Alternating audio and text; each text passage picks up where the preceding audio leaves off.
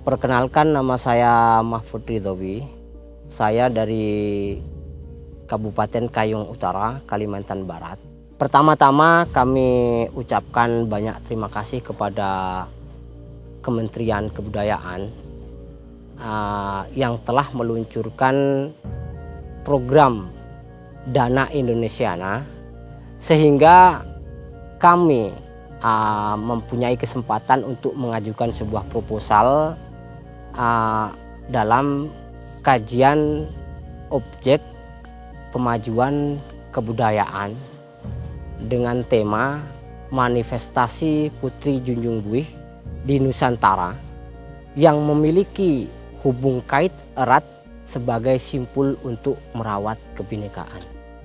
Di wilayah Pulau Kalimantan yang dikenal sebagai pulau terbesar yang ada di Indonesia, yang memiliki beragam suku, ras, agama, memiliki folklornya masing-masing mengenai Putri Junjung Buih ini, dengan sebutan yang berbeda-beda pada setiap wilayahnya. Di Kabupaten Ketapang, sosok Putri Junjung Buih ini dikenali dengan nama Putri Lindung Buih. Di Kabupaten Kayong Utara dikenali dengan nama Putri Junjung Buih, begitupun yang ada di Kalimantan Selatan, di Banjar. Adapun di Kutai Kertanegara di Kalimantan Timur itu dikenali dengan nama Putri Junjung Buah, Putri Junjung Buyah.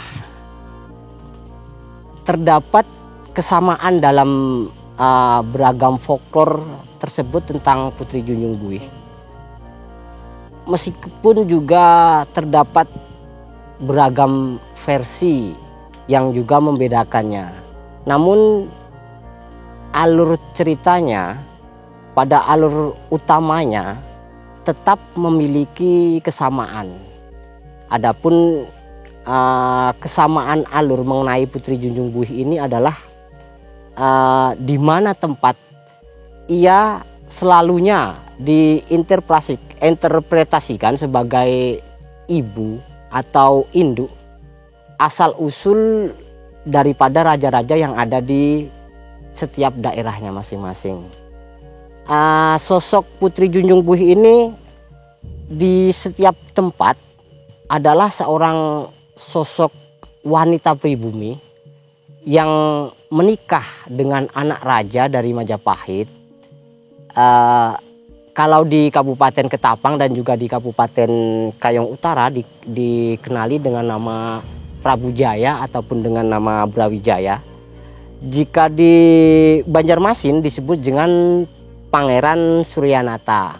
Adapun kalau di Kutai Kertanegara dikenal dengan sebutan Aji Batara Agung yang juga berasal dari Pulau Jawa. Bahkan sebenarnya di Kalimantan Barat kemiripan sosok Putri Junjung Buih ini juga ada di beberapa kerajaan lain, walaupun memang dengan nama yang berbeda. Misalkan saja di Sintang, di Kabupaten Sintang dikenal dengan nama Putri Darajuanti. Adapun kalau di Sanggau dikenal dengan nama Putri Daranante. Dan juga di Landak ada juga dikenal dengan nama Putri Darah Hitam. Uniknya dari kisah-kisah para putri tersebut memiliki kesamaan, makna yang sama dan fungsi yang sama dengan cerita folklor Putri Junjung Buih ini. Sehingga saking melegendanya kisah tentang Putri Junjung Buih ini kemudian dipersepsikan sebagai bagian daripada perjalanan sejarah mereka. Folklor sendiri merupakan sebuah aset budaya yang saat ini keberadaannya kurang begitu diperhatikan atau kurang begitu terpelihara, sehingga memiliki potensi untuk tidak lagi dikenali oleh generasi selanjutnya.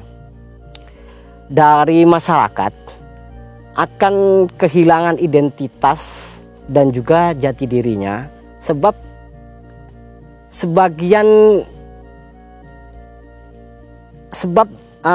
salah satu sequel tentang cerita nenek moyangnya ini nih telah hilang.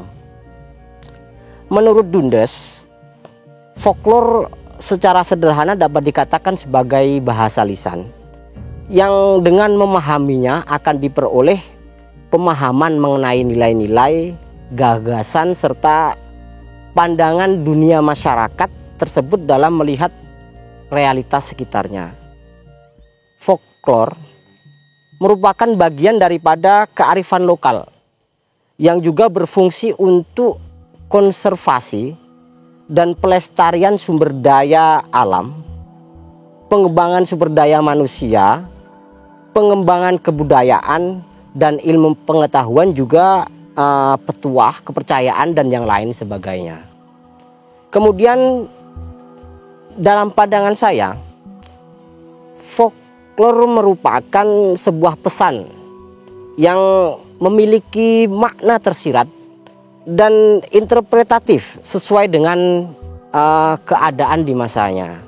Sebagai contoh mengenai perwujudan Putri Junjung Buhih ini dalam versi cerita di Kabupaten Ketapang dan juga versi cerita yang ada di Kabupaten Landak itu yang dengan nama Putri Darah Hitam, saya melihat dari cerita tersebut terdapat pesan moral agar selalu arif bijaksana dalam memperlakukan alam semesta. Selain itu terdapat kesinambungan hubungan, kegerabatan antara satu tempat dengan yang lainnya, di mana hal ini dapat menjadi modal yang kuat untuk membina kebinekaan.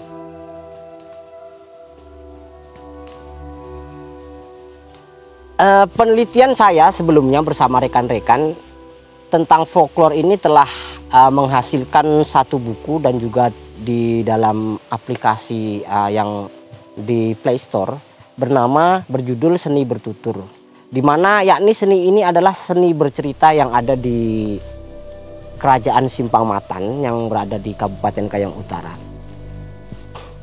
di mana dalam tradisi lisan masyarakat Simpang yang berkembang, kami menemukan banyak nilai dan pesan yang tersirat di dalamnya, seperti pesan mengenai adab, tata krama, terus kebijaksanaan baik terhadap alam semesta dan juga terhadap sesama, pesan spiritual dan juga keteladanan dan lain sebagainya.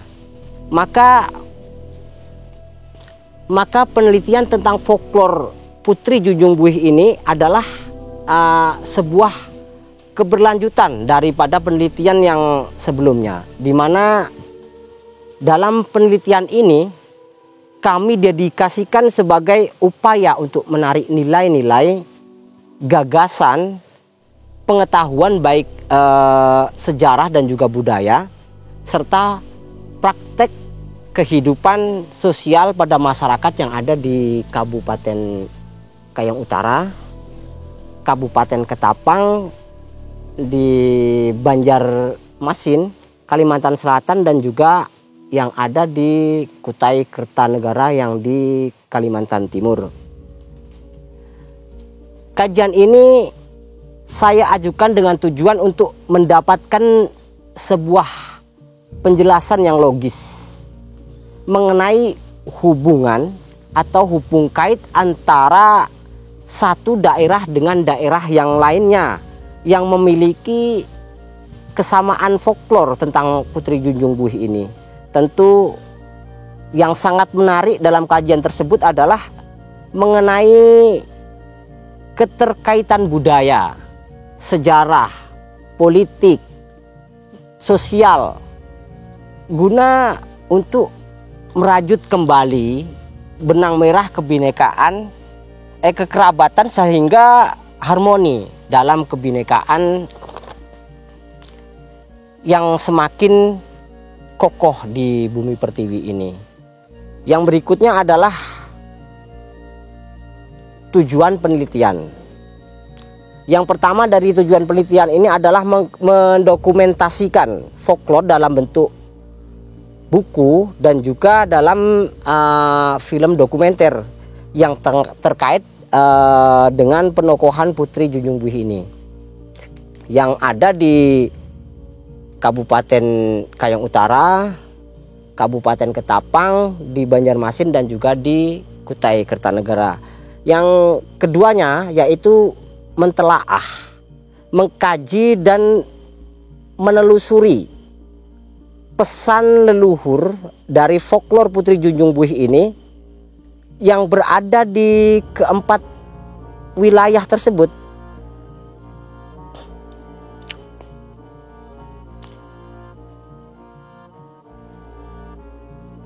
Dan yang mana hubungannya dengan kebinekaan. Yang ketiga adalah mendapatkan jawaban atas hipotesa mengenai keterkaitan baik sejarah dan asal-usul antara keempat daerah yang berada di Pulau Kalimantan.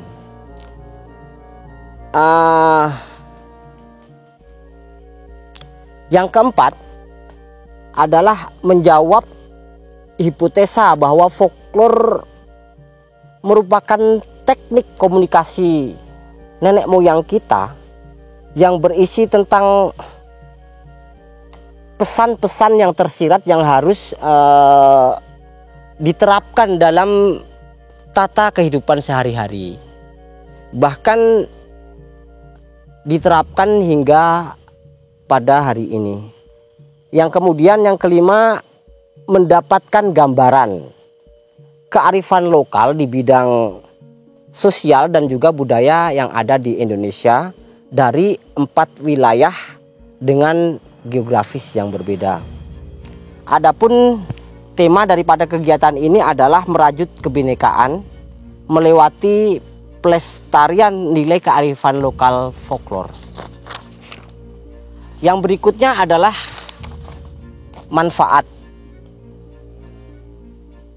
Penerima manfaat dari kegiatan ini adalah yang pertama pegiat budaya dan juga sejarah serta masyarakat di sekitar lokasi penelitian maupun masyarakat Kalimantan yang pada umumnya, yaitu mengenai pengetahuan di bidang kebudayaan yang menyatukan persepsi mengenai hubung kait antara satu tempat dengan tempat yang lainnya. Yang kedua adalah manfaat untuk para generasi muda di sekitar lokasi penelitian maupun generasi muda di Indonesia yang lainnya, yaitu mengenai sebuah identitas lokal yang merupakan bagian daripada kekayaan budaya Indonesia untuk mendukung keberlangsungan peradaban berikutnya. Yang berikutnya adalah pemerintah, yaitu sebuah rekomendasi mengenai mata pelajaran muatan lokal yang berwawasan kebinekaan guna untuk mencapai tujuan persatuan dan kesatuan yang lebih erat. Yang kemudian adalah dampak. Yang pertama, untuk masyarakat lokal di penelitian adalah munculnya pemahaman baru mengenai asal-usul leluhur mereka ternyata masih terkait dengan beberapa daerah yang lainnya, sehingga hal ini dapat meredam resistensi serta memperkokoh rasa persatuan dan juga kesatuan. Yang kedua, untuk generasi muda di sekitar lokasi penelitian adalah didapatnya pemahaman tentang pesan serta nilai penting di balik folklore yang ada di 4 lokasi objek kajian ini. Yang ketiga untuk pemerintah adalah menerapkan bahwa budaya folklore menjadi satu muatan lokal yang wajib dilestarikan di sekolah-sekolah. Yang terakhir, dampak yang terakhir adalah untuk masyarakat luas Kalimantan Barat, bahkan juga di Indonesia, itu dapat mengambil nilai dan manfaat mengenai asal-usul dan keterkaitan nenek moyang satu dengan yang lainnya telah dirajut sejak berabad-abad silam. Yang berikutnya adalah konsep kegiatan. Yang pertama adalah susunan panitia. Kegiatan kajian ini dilakukan oleh 9 orang. Yang pertama 1 orang tim peneliti. Yang kedua 4 orang peneliti. Yang ketiga 2 orang tenaga administrasi. Dan yang terakhir adalah 2 orang tenaga dokumentasi. Adapun konsep kegiatan ini, kajian ini merupakan upaya mendokumentasikan budaya tutur yang ada di Nusantara terkait dengan Putri Junjung Buih dalam beraneka ragam folklore yang hidup di masyarakat Indonesia, yang berlanjut dengan upaya menemukan pesan-pesan daripada leluhur terkait dengan sosial, budaya, dan hubung kait antara 4 daerah yang berada yakni di Kabupaten Kayong Utara, Kabupaten Ketapang, di Banjarmasin, Kalimantan Selatan, dan juga di Kutai Kertanegara yang ada di Kalimantan Timur. Adapun metodologi pengumpulan data primer yang digunakan adalah yang pertama observasional, semiotika, dan wawancara dengan pendekatan etnografi. Sementara untuk metode pengumpulan data sekundernya dilakukan dengan mengumpulkan arsip dan data dari pihak-pihak yang terkait seperti Balai Pelestarian Kebudayaan, Balai Bahasa, tim ahli cagar budaya, dan juga dari Arsip Nasional Republik Indonesia. Metodologi analisa dan penyusunan laporan menggunakan pendekatan kualitatif dengan paradigma epistemologi dan juga aksiologi. Yang berikutnya adalah hasil kegiatan. Hasil daripada kegiatan ini adalah berupa jurnal, akademis, buku populer, dan juga untuk umum, serta sebuah film dokumenter.